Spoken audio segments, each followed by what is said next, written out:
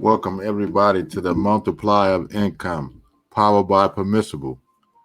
We got a strong topic today, a strong topic. So make sure you have something to write or record with, or just play this over and over.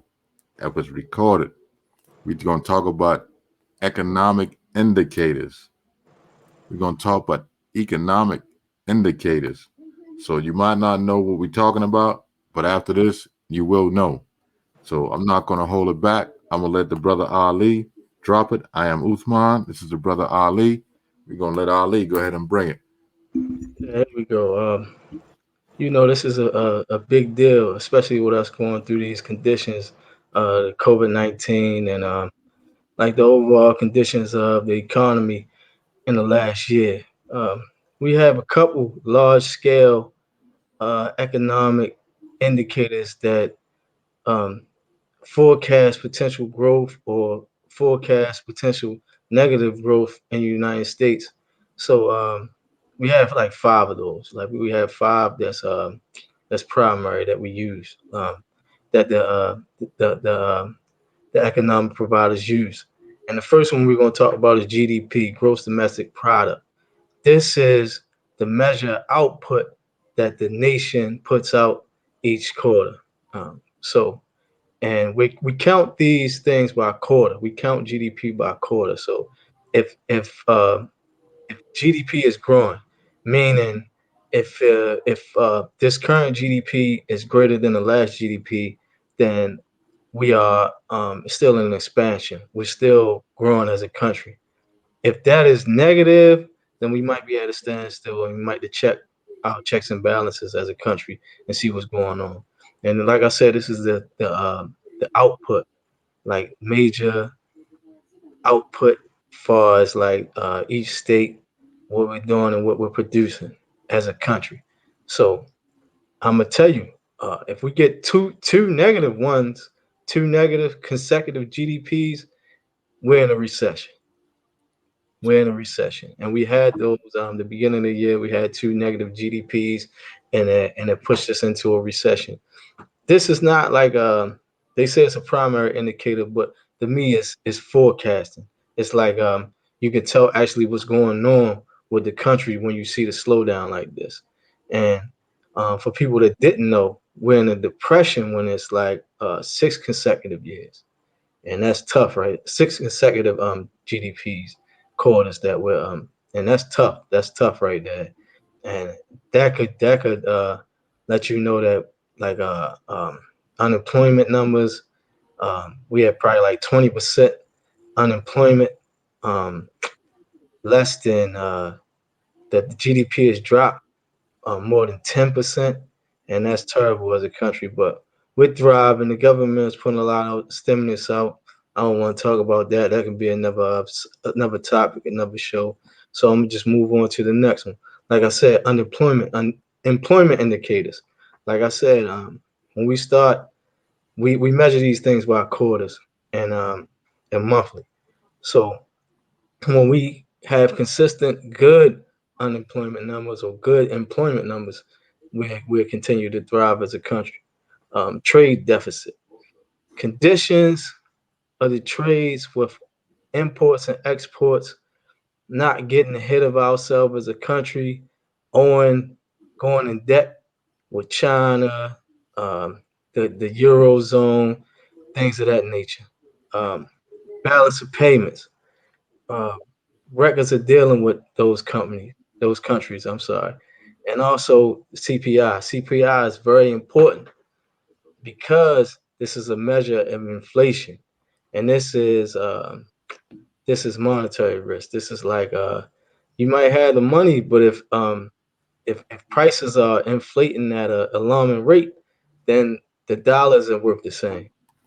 So you had to take accordance, and you had to take responsibility of what we're doing with our money at those times, and check the CPI out. That's the consumer index price reports, like consumer price index.